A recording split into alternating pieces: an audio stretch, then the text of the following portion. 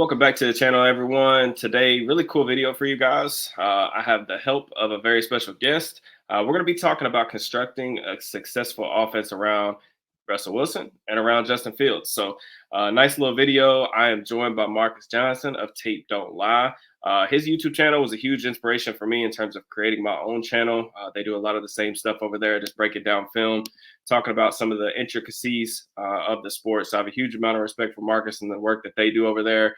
He's also obsessed with the quarterback position, just like I am. So he covers the Raiders extensively. So he's seen Russell Wilson a lot more recently, playing in the same division over the past couple of years. And then also, Vegas just recently hired offensive coordinator Luke Getsy, who was Justin Fields' OC in Chicago. So he has kind of a unique perspective to both of these guys. But I wanted the outsiders kind of an opinion on what these two quarterbacks can do and, what they're going to bring to the Steel City. So, Marcus, how we doing, brother? I appreciate you joining me. Doing great, man. Doing great. I'm very excited to be on the show with you, man. Definitely, talk some quarterbacks, talk these guys. Yeah, because I watched a lot of Russell Wilson, and then I watch every quarterback. I'm actually getting into that my studies right now and trying to get through those guys. And so, I watched a lot of Justin Fields too, and then I had to again with Luke Getsy coming over. I had to watch a lot of Justin Fields, so definitely familiar with both these quarterbacks. Yeah, two really interesting players. I feel like there are honestly, some stylistic similarities in terms of these two players too, on how they play, how they like to operate, which I think is unique, but also could explain kind of some of the Steelers' approach. But I kind of wanted to get your take on this just before we get into these two quarterbacks individually from one another. I Okay. wanted to kind of reiterate my stance on the Steelers' quarterback moves this offseason. So Okay. I understand why they made the moves that they did in terms of, Kenny Pickett, first round quarterback, extremely underwhelming for the first two seasons of his career. I think they had to probably weigh the pros and cons in terms of continuing to extend that relationship, what the ceiling was going to look like, even if things did start to work out the way they originally planned. I think Mhm. Wilson's unique contract situation with the Broncos allowed them to kind of acquire a cheap veteran option, a guy that's done it before, won a Super Bowl, and could provide some leadership in their locker room. And I think the Justin Fields trade was a really interesting and intriguing dart throw to me from a cost perspective, because they gave Yeah. up essentially nothing to get him. Mhm. But from an outsider's perspective, what was your takeaway to the approach? Like, were you surprised that Fields and Russ's market wasn't really all that plentiful kind of coming into the offseason? And what did you think about the Steelers' decision to go out and get those two guys? Yeah, I think it was I'll start with Fields and Wilson's in their market. I think Fields' market was higher in the media than it was in the NFL. I just think him as a player, and then you see some of these reports coming out about him, and the NFL wasn't very high on him. Like the Bears had to move up from 20 to 11. He was falling in the draft. It wasn't a guy who ended up going top 10 or anything like that, even though he had the talent to be a top 10 quarterback, right? And you started to see him fall. And I think, especially when you're a young player, the NFL, they're very scouty, right? They get back to the scouting when they go with these players. That's why you see a lot of these first round quarterbacks or some of these other quarterbacks that they really like. They just keep getting jobs, right? Keep getting jobs, keep getting a chance. Like Sam Darnold is just, maybe I could fix Sam. Just maybe I could do it, and those things. And they think about, I really liked him coming out, man. I really liked his talent, his skill set. And they think about these draft picks forever. And I think that's kind of a little bit of the situation with Justin Fields, is that the NFL wasn't really that high on him as how much the Bears tried to sell him, right? And then, even the Raiders signing Luke Getsy, but Luke Getsy had 4 interviews. I think I said a little bit about Justin Fields and how the NFL looked at Luke Getsy over how the NFL looked at Justin Fields. So that's why, I wasn't surprised that, I was surprised by how much the Steelers gave up to get him. I thought it would be like at least like a 5th or a 4th, but a lot of people were talking like 2nd, 3rd round. Yeah. And because Raiders fans wanted him, they wanted him bad too. That was somebody they wanted to make a trade for. And you're thinking like maybe the Raiders should have did that if he was for that cheap.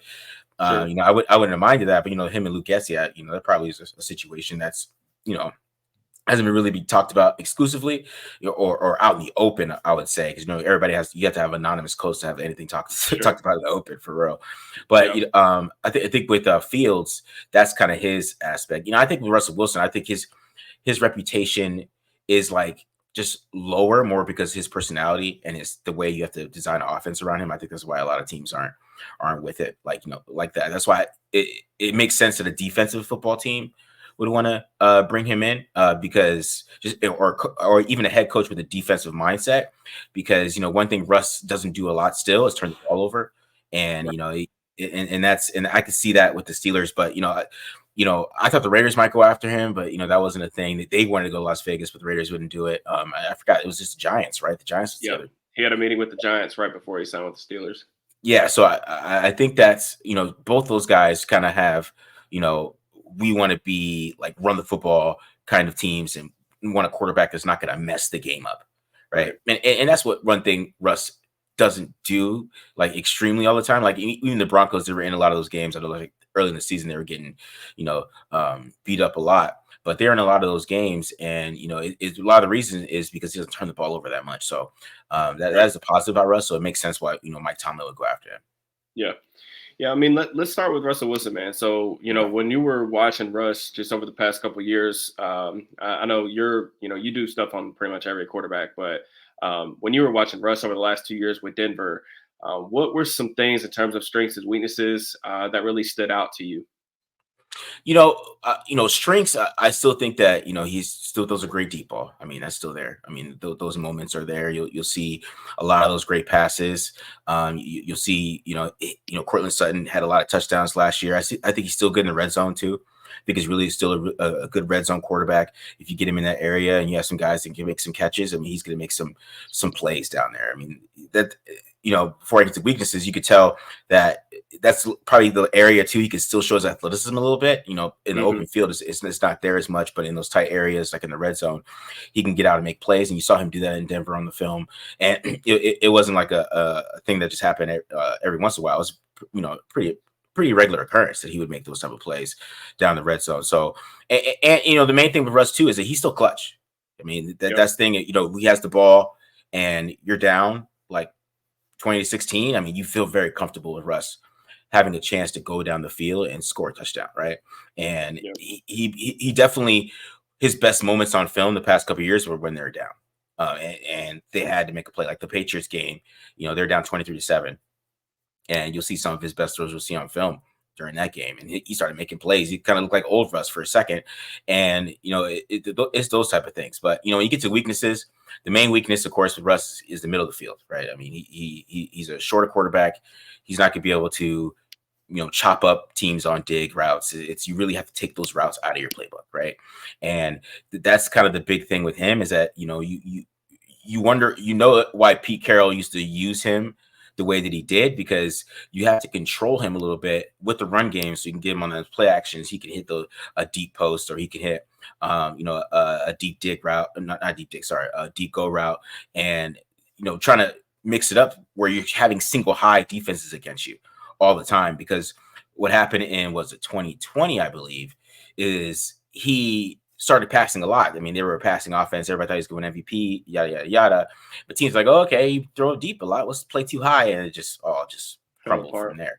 It fell apart because he can't, take advantage of the middle of the field, right? I mean, that's why it's called middle of the field open. You know what I mean? So you got to, when you play those too high, you got to take advantage of the middle of the field. And you can't do that. So you have to keep it where teams are playing single high against you, so he can, take advantage of those open lanes. And you also have to, have the offensive line that can't get frustrated with him either, because he's going to take some stupid sacks. Like, they're just going to be stupid. You're going to be like, why did you take that?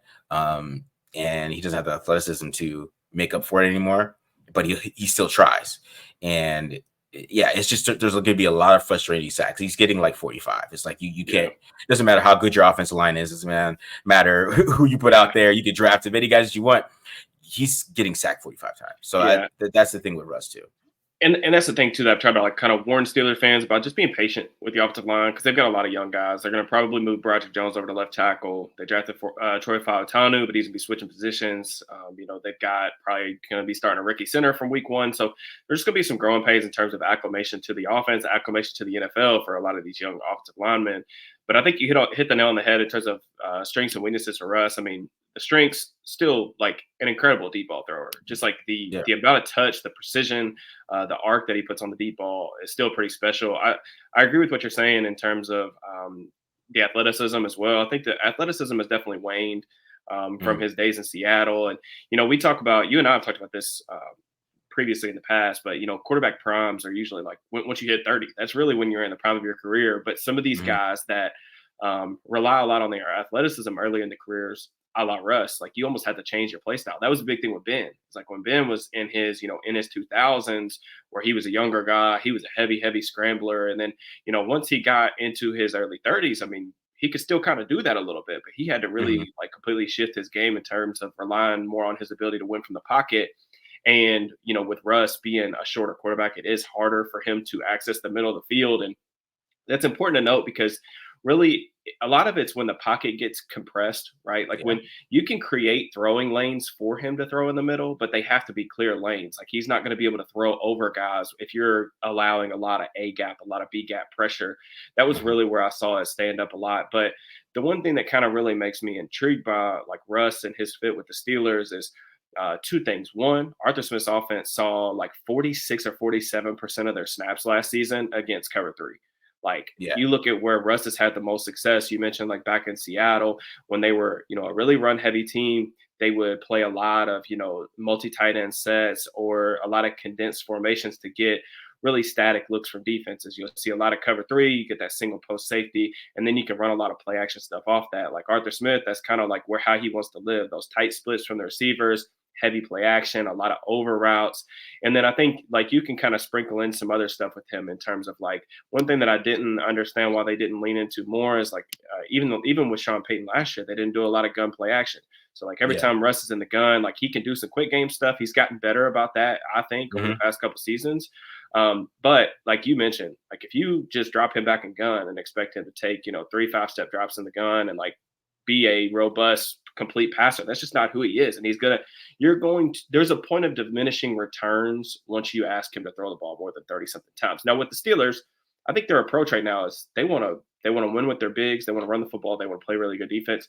They want a Mm-hmm. quarterback to be there. If the game gets close, they want to be able to turn it over. And to Kenny Pickett's credit, like he did that a couple times for them over the past couple seasons as well. I just think that Russ can offer you more consistency in terms of what that looks like. But you know, other than you know the struggles, I feel like with his waning athleticism, were there any other differences that you saw with him in Denver, and like how much of those struggles do you think can be related to his surroundings, whether that was coaching with Nathaniel Hackett 2 years ago, or his fit with Sean Payton, or like just like personnel related? How much of that was potentially not on Russ, or some context there? Yeah. I think both those coaches try to put Russ into their offense, and I think you have to build offense around Russ. Okay. So like, if Arthur Smith is a smart guy, he's going to develop his West Coast offense to fit what exactly Russ is good at, right? And you could do that with the West Coast offense. I mean, he ran the West Coast offense for years. I mean, Hmm. honestly, a lot more Eric Coryell, I think, with Brian Schottenheimer. I mean, I think it's Eric Coryell a little bit, but those type of offenses, they're all in the playbooks. They just have little different names, right? And you can run some of those plays, and I think they can mix it up and be smart and do that, because Sean Payton, I don't know what he was doing with him last year. Sean Payton didn't really want him, and it was one of those things like some of the plays that they were running, it just didn't make any sense. And I felt like he was still trying to use like the Drew Brees formula with him, where he's throwing a lot of these short passes. Hmm. And it was weird. It was weird watching that. And then Nathaniel Hackett is just terrible. So you gotta kind of just throw that out the window. I mean, That's pretty much my thought process too. I'm honestly, like, not to get too in the weeds on that, but I cannot believe not Green Bay, New York's approach this offseason and bringing back Saleh and Hackett to appease Rodgers and like try to run this back with a 40-year-old quarterback. It's one of the more bizarre approaches, in my opinion, in the offseason. But I do like what you said, just in terms of like adjusting the playbook around him. You're going to want to get a lot of, flood concepts. You're going to want to do a lot of, Yankee, a lot of wide cross, a lot of stuff that, he can work against, hopefully a lot of single highs, which are really going to be after. And then, if you do get a lot of too high, like teams do start to fear him, which I think at this stage of his career, I think we probably know what Russ is. And I think coordinators Mhm. are very used to playing him because he's got, so many starts. If you do get a lot of too high, I mean, the easiest way to get teams out of too high, run the damn ball. Like you have to Yeah. run the ball efficiently. And like, that's the thing with this version of the Steelers offense. I think they're going to have to be uber efficient running the ball and then allow him to provide the explosives over the top and off play action. And another thing, like I think with kind of constructing around him, we mentioned the play action stuff. Arthur Smith off play action, like his goal, he wants to push the ball down the field. Like that was one of the biggest reasons I felt like they really, in my opinion, wanted to move on from Pickett, was because even when Kenny, the few times that Matt Canada did call play action, like he wasn't very aggressive in terms of pushing the ball down the field off it. Some of that was schematic related, but others of it was just an aggressive nature of his play. And I feel like with Russ, like he's a guy who will throw the ball down the field. And that's the one thing that I am kind of coming back on in terms of, okay, like if Russ can provide some of the splash, and then you still get the few times a game where you get that kind of the out of structure magic, I think that that's a good thing. Another thing too, like just in terms of like things that you need in an offense with Russ, your receivers have got to be very good in the scramble drill.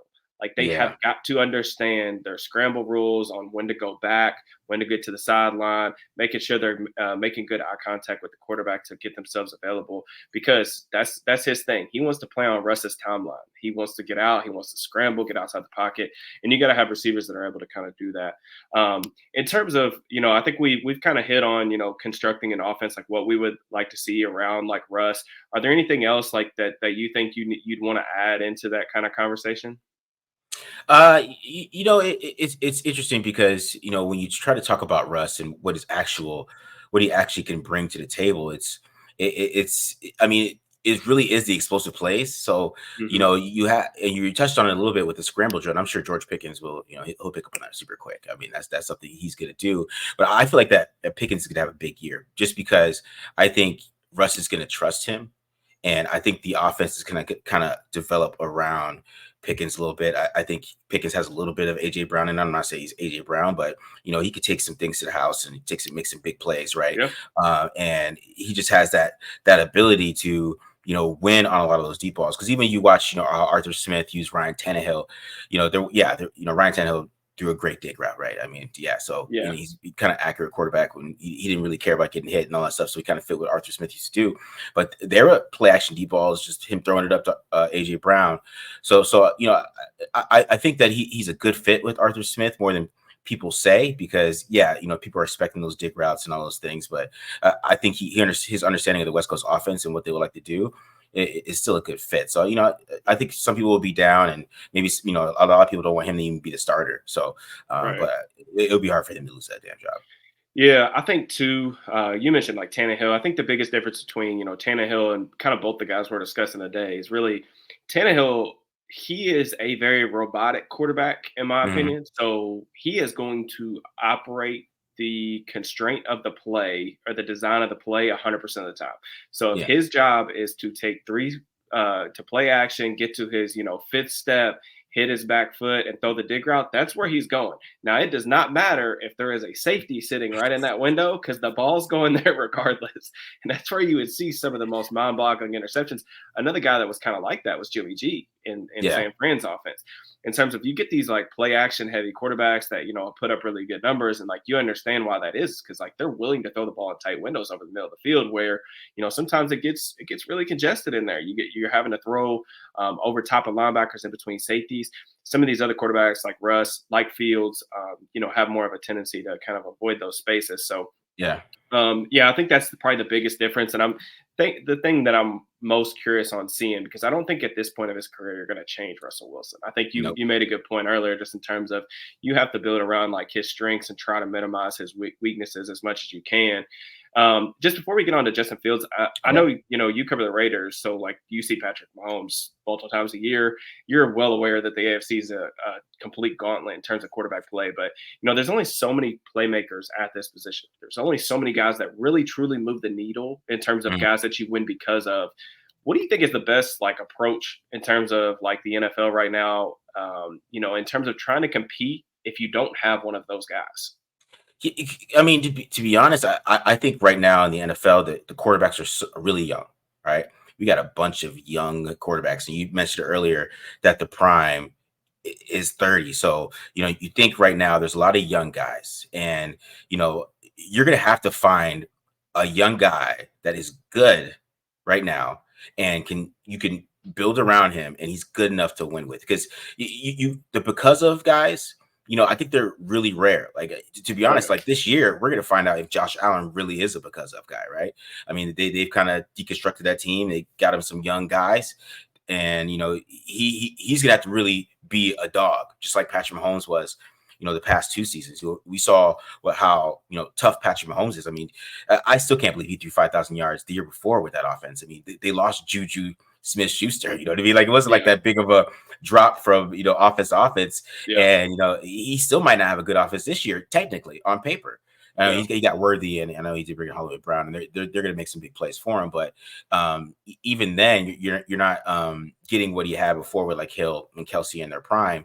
And you saw him struggle a little bit last year, but he found a way to get through it just because he's the man, right? And a lot of quarterbacks right now aren't even in that position where we get to see that, truthfully. Mm-hmm. Because I think we got a lot of good quarterbacks in the NFL, but not a lot of great ones. But I still believe, and I don't think the formula will change with winning with the quarterback, that if he's good and he's clutch, you can win. He doesn't have to be elite all the time, because if you go look at the history of Super Bowls, I mean, and Sure. I know we're in a passing league and it's a little bit different, but it hasn't changed that much. I mean, we're just in Patrick Mahomes' era. He's just dominating. So he's changed the way we look at quarterbacks altogether. But Mm-hmm. before he came, I mean, there's teams still winning. I mean, the Eagles won with Nick Foles because he was clutch, and he's a pretty good quarterback. I mean, at that time, right?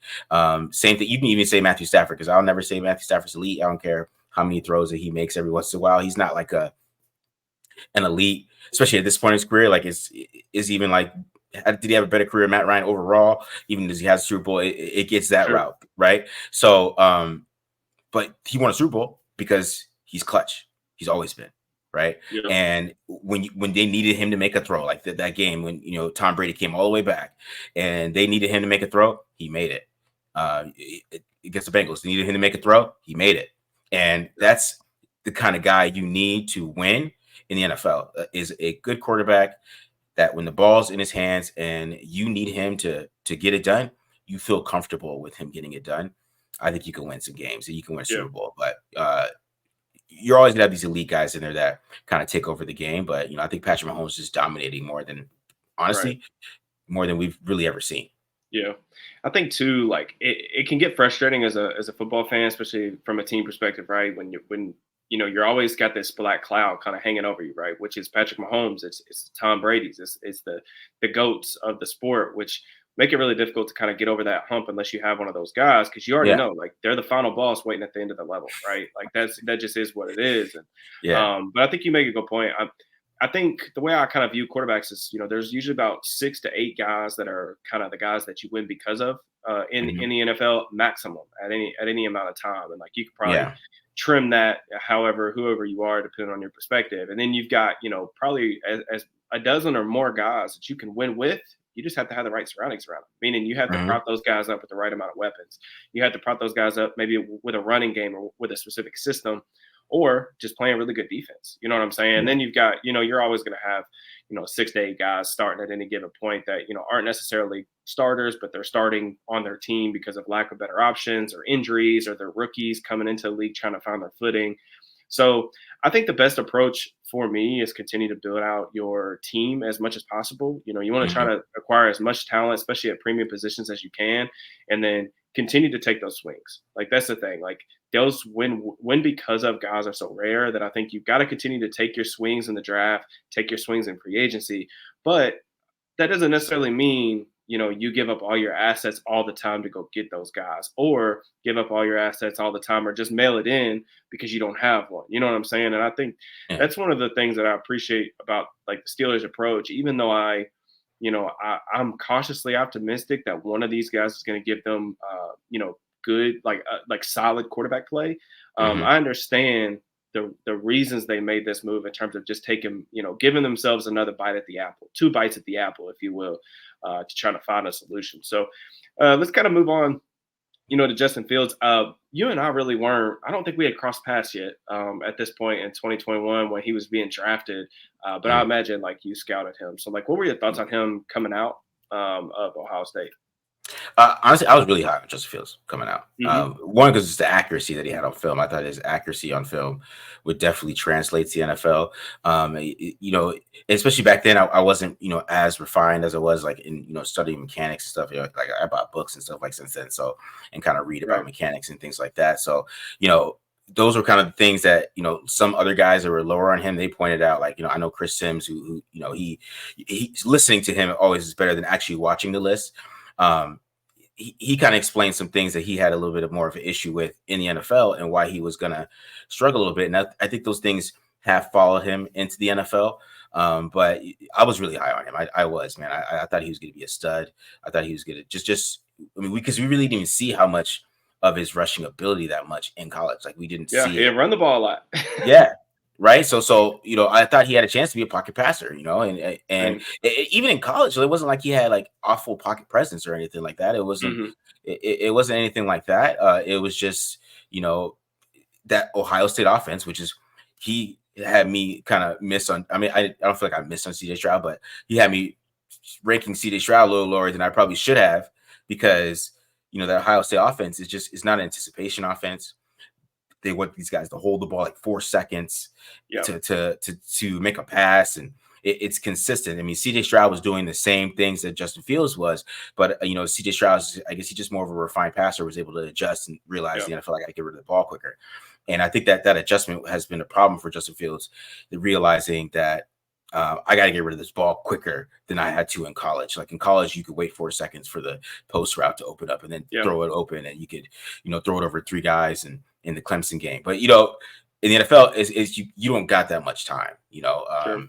and, somebody similar who's having the same issue that, I was talking to you about it in the DNs is Bryce Young. I think Bryce Young's having that issue, realizing that, bro, the clock's ticking, you know what I mean? Right. So, but I was really high on him. I was. Yeah, I think you brought up good points too, just about the timing aspect of it. Like the NFL game is just so much faster. I mean, defensive lines are so crazy. We've got all these freak athletes, the Max Crosby's, the TJ Watts, the guys that are in the backfield. You can't single those guys up and expect to hold the ball for 30 seconds and be able to throw the ball down the field. It just doesn't happen. So Yeah. your internal clock as a quarterback has to be sped up a lot. And you mentioned like this about CJ Stroud. I mean, that's the thing is like there's always a little bit of unknown when you change the variables, right? Like you take guys out of their environments in terms of like what it's going to be like. Fields, you mentioned like the pocket presence thing. It really wasn't like a huge concern for me either coming out with Fields. And one of the things that I didn't love about Stroud's tape is I thought that when Stroud was under pressure at Ohio State, I thought there were some red flags in terms of like he wasn't under a ton of pressure. I mean, they had 2 first-round caliber talents at offensive tackle, DeJuan Jones, Paris Johnson. He wasn't under a lot of pressure, but I felt like you go back and watch like the Iowa game. There were some concerning times where I was like, I don't know how this dude's going to handle getting pressured on, 30% of his 35% of his snaps or whatever in the league.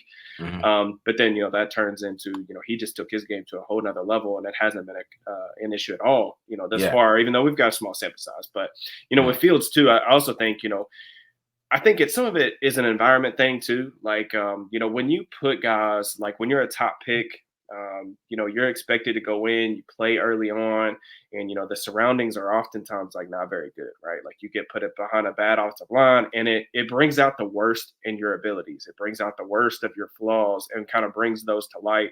But I know you've studied a lot about Luke Getsy's offense, since you guys hired him. What did you see there from specific Fields specifically? Maybe some of the things that he does well, and where are some of the, where's the room for improvement in terms of Jessup's game?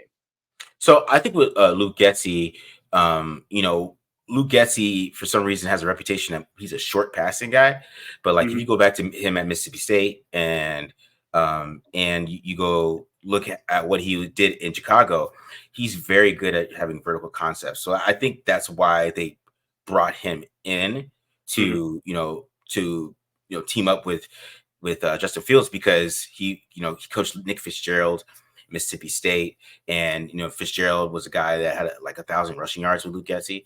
Luke Getsy's had like even if you look at it, when he's been OC, he's had a lot of quarterbacks that got a lot of rushing yards. So that's why they brought him in.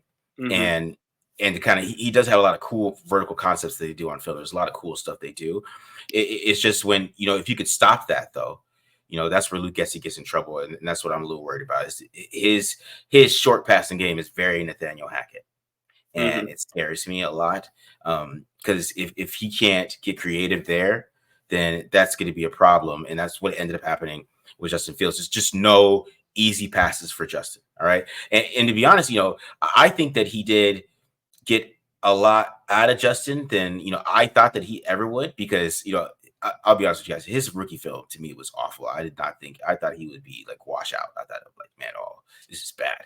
It was really, really bad. Yeah, he It struggled was, a lot as a rookie.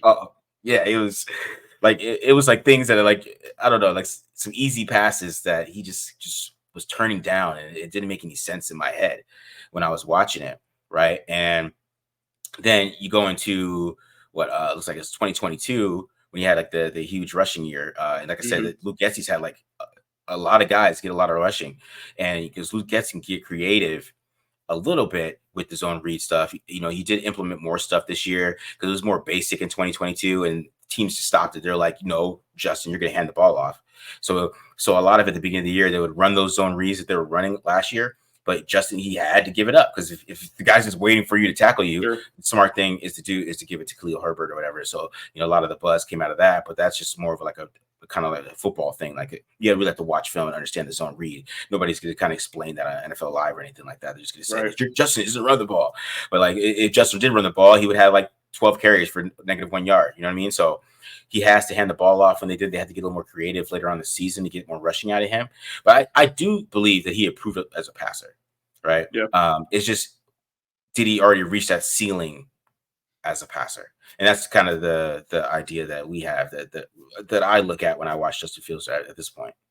Yeah, I think it's you brought up a lot of good things in terms of Getsy and throwing the ball vertically. I mean, the some of the pros in terms of like what Justin brings to the table. Justin is an extremely gifted vertical passer. I mean, like Yes. the reason why I think there are some stylistic similarities in terms of Justin and Russell is both those guys, they want to push the ball down the field, and I think that really it does help you create a lot of explosive plays. They're both really accurate throwing the ball deep. I mean, even in Russ or even in Justin's defense. Like you look at last year, like some of his deep ball numbers, I think he was like top 5 in terms of like adjusted accuracy percentage and some key analytical stats. But I, he was doing it really with the first time that he's had like a decent receiving core, in Mhm. Chicago. And like those first 2 seasons, like there was so little separation. So like when you're trying to run those vertical based offenses, I mean, one, you have to have tackles that are going to be able to hold up the pass protection if you want to get 5 guys out, right? Like you've got to Mhm.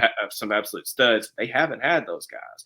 And you've got to have receivers that are going to be capable of winning down the field. And really up until last year, they didn't really have those guys either. So I think that there were some of the concerns in Chicago were personnel based. Now, Yeah. some of the things with Getsy, you mentioned, like in terms of just the lack of easy options, I Mhm. do agree. I mean, dude, I don't know if I've seen a coordinator run slant flat and spacing as much as I've seen Luke Getsy. I mean, the amount of times that you see, and like this is stuff like quick game stuff, running stick, spacing, slant flat, like all this stuff is in every single playbook, right? Mhm. But it's just like you mentioned, it just seemed like Getsy, he would run out of options really quick in Mhm. games in terms of, you know, the thing about Fields that does make it a little bit difficult, he's got a little bit of an elongated release. Now we'll see Yeah. if he's able to kind of tighten those things up a little bit, but that does prohibit some of the stuff in quick game.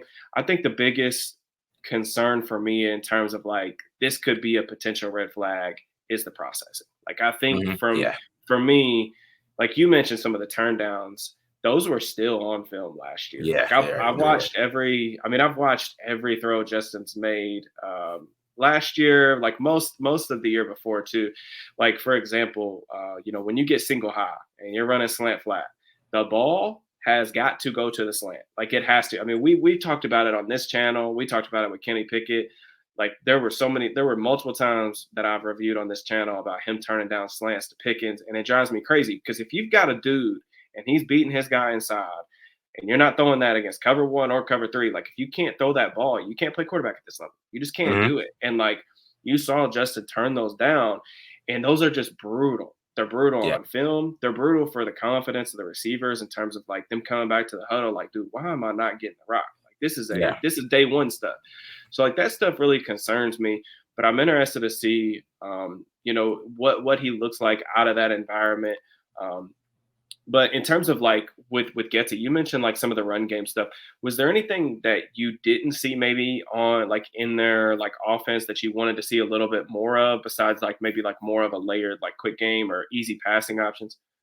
When you have somebody like Justin Fields, I wanted him see him get more creative with the run game. It like yeah, the zone read is effective, but like it took him to like week 9. I don't know if you know, it took him like week 9 to run like a QB sweep, and Right. then they started winning games once they tried to switch it up, and that was something that's concerned me. Like it felt like that they kept trying to make Justin into like a true dual threat, like he's Josh Allen. Like I feel like that was like more the goal. Like he's gonna be a true dual threat where he's gonna be able to throw and he's gonna Yeah. be able to run when we need him. Like, Those and guys are cyborgs. They don't make those very often. yeah, you know what I mean. Like he's at the same size, so Right. I feel like especially early in his career, like right now, he's more like a younger Lamar Jackson. In my opinion, how you want to use him, but Lamar processes better than he does. Like, Yeah. and that's the Pre-snap big and thing. post-snap. Yeah. Yeah, pre-snap and post-snap, because that's the big thing. Like, there is the one against Tampa is the worst one, the worst miss it's one of the worst misses I've seen on film from a quarterback who's been in the league 3 years. That's like a rookie, like okay, fine, it's super fast, but like you've been in the league 3 years, man. You should be able to hit some of those throws.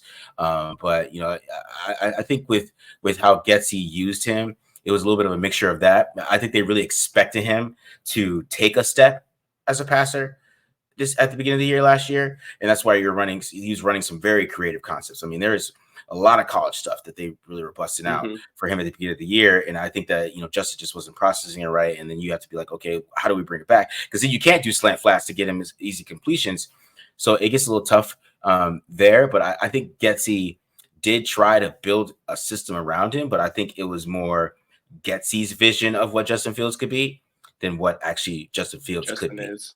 Yeah.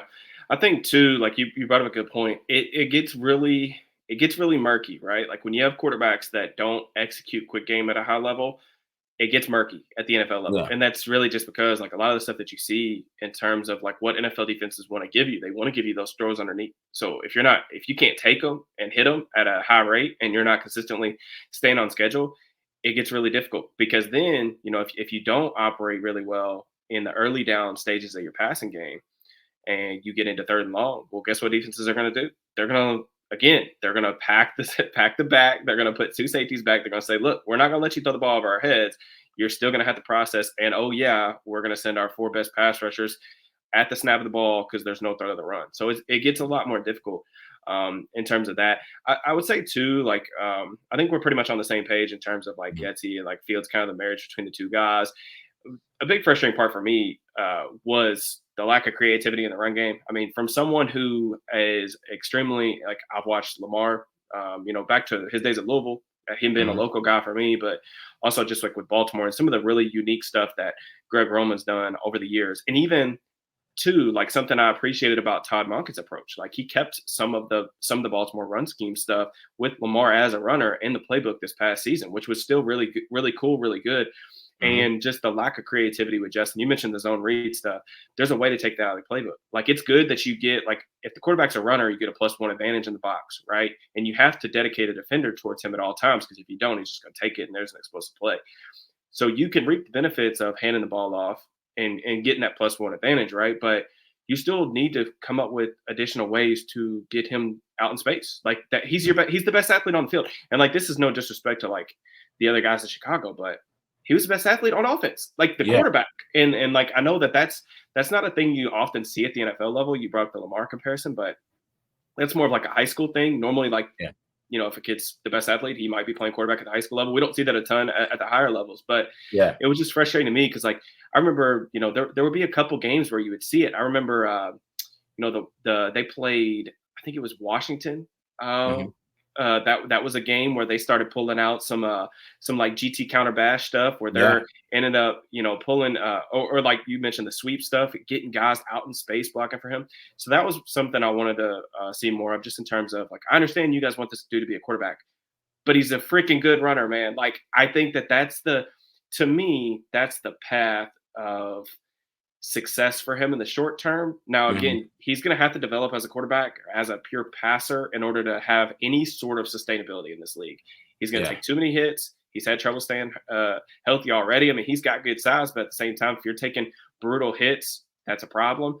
So he's going to have to develop as a passer. But I look at it in terms of like, all right, if this offense is slow out of the gate and they do have to turn to him, what does the offense need to look like? To Yeah. me, the offense needs to be, okay, Justin's probably going to throw the ball maybe 20 times, a lot of play action, a lot of vertical stuff. We may sprinkle in, some quick game just to keep defenses honest. It's going to be a lot of boots off the wide zone.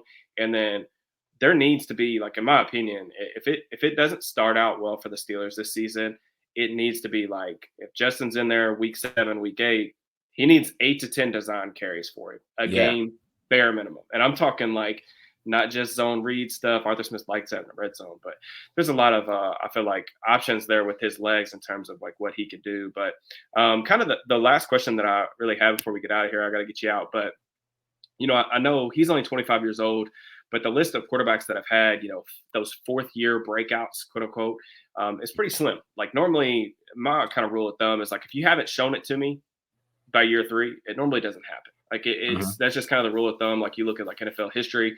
Are there any guys that come to mind in terms of like maybe glimmers of hope for Steelers fans that they could look to in terms of, okay, this could actually work? Or do you think there's any chance for Justin to solidify himself as like a long term starter in the league? Yeah, see, I think with Justin Fields, I do think he's reached his peak a little bit, to be Hmm. honest. It's just because it's more about the completion percentages and things like that. It hasn't really he hasn't hit over 60%, I believe, yet. And even when they were winning at the end of the year, he was still putting up some games under 60%. So I think his ceiling is reached a little bit. I mean, it's not that you can't win with him. It's just for the past 3 years when they needed to pass the ball, he couldn't do it. Right. And it was really in 2022 is when it was really bad because when they were actually just running the ball all over people, right? They were in more games than a lot. They're in a lot of games that year, but it would get to the point where Justin has the ball, and you just can't do design runs when you're down 21-14. You need to go get a score, and that's where it becomes a problem with Justin is that you have to be kind of a little bit of a front running team, and I don't know if you could really like develop past this because you're right. I mean, every quarterback that I believe that has been at least good has made the playoffs by year 3.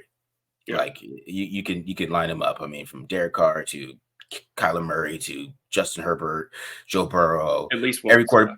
Yeah, they've made the playoffs at least once by year 3, right? Yeah. Doesn't matter what team they're on. So if the guy's gonna be pretty good for his career, usually the teams drafted them. They're in the playoffs by at least year 3. I mean, Trevor Lawrence. I mean, I seriously go down the line, right? And I think those Bears teams weren't as bad as they seemed, especially like last year. I don't think that team was that bad. They played pretty good defense. Even with Justin Fields, he went into an 8-8 team the year before, and they ended up falling back. When he started playing football. So yeah, it's hard for me to say that he can get better, right? I mean, he might be a guy that like maybe like Geno Smith that if he finally puts together, but it's gonna be like that one season, and then you Right. kind of come back to earth a little bit. So yeah, it's hard to say that he's gonna be able to like take that next step, in my opinion. Yeah. I think like the things that, the Steelers are probably betting on, like you mentioned, the odds are definitely stacked up against them, right? Like, anytime you get a highly drafted quarterback and things don't work out this early and it looks the way it does, like there's a good chance that, it just never works out. And like in general, that's not really anything specific to Justin either. Like, generally speaking, like first round quarterbacks miss more often than they hit. So Mhm. you're already working, like if you draft the first round quarterback, I mean, they still just saw this with Kenny Pickett. Um, there's, really about a 20-30% hit rate, like depending on how you qualify quote unquote hit.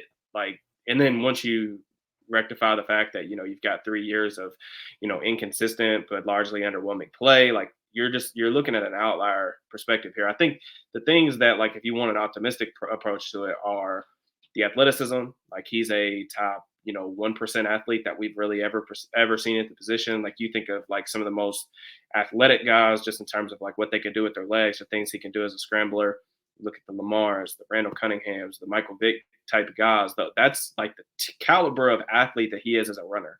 I think as a passer, at the end of the day, kind of like what we said earlier, as a passer, like you have to be able to beat guys from the pocket, beat teams from the pocket. At a certain point, that's what it comes down to. And as you get older, those issues become even more like important, right? Because your athleticism starts to wane, the hits that you take as punishment, all that stuff becomes more important. So, balancing an act, like if he does have to play or they need him to play, like balancing like what he's good at right now, but also trying to develop him for the future is going to be a really interesting kind of dichotomy between, the Steelers staff and how they choose to approach that. But, I will say this about Russ and Justin, like whoever's at quarterback, I think that Russ is definitely going to be the week 1 starter. And we'll see like, if he's how long he maintains that, what his bounce back looks like. But I think that even though Justin and Russ both have significant flaws and they're not perfect quarterbacks, they're going to be a lot more entertaining than the Steelers have been in recent years on offense. And me, from a content creator / like film junkie, that's a lot more fun for me. So I do appreciate that aspect of it, but we'll just have to see how it plays out. So, but Marcus, I really appreciate, I know we went over on time, but I really appreciate you taking the time to jump on the channel with me. Tell the people where you can find you. Yeah, so you can find me on Twitter at the Mark John NFL. Also, Tape Don't Lie on YouTube. I mean, we do a lot of draft stuff too, so make sure you check that out. And all the breakdowns that we do on there. So check us out there. And then if you're a TikTok person, I got Tape Don't Lie on TikTok too. So if you like to scroll there, you check that out. Check out the breakdowns that we do on there. And that's about it, man. But yeah. I'm excited for this year. I can ready for some damn football, to be honest. Yeah, it's gonna be an interesting season for sure, and I'm sure Steelers Raiders play once again. We've been having these yearly matchups, man. It's been pretty fun. I know, man. I've been on Tape Don't Lie a couple of times. I think this is your first time, I think, on my channel. So we'll definitely link back up here in a couple months for that matchup, I'm sure. But if you guys do, like, please make sure that y'all follow. Even like I said, I know if you're a subscriber to this channel, you're more than likely not a Raiders fan, but I learned a ton from Marcus. All the stuff that he puts out. He and I are consistently talking, especially about quarterback stuff. So that's why I was so anxious to get him on the channel. But as always, I appreciate y'all tapping in with me. Just on your way out, please make sure that you like, subscribe, turn on notifications, all that good stuff. And I will check you guys next time.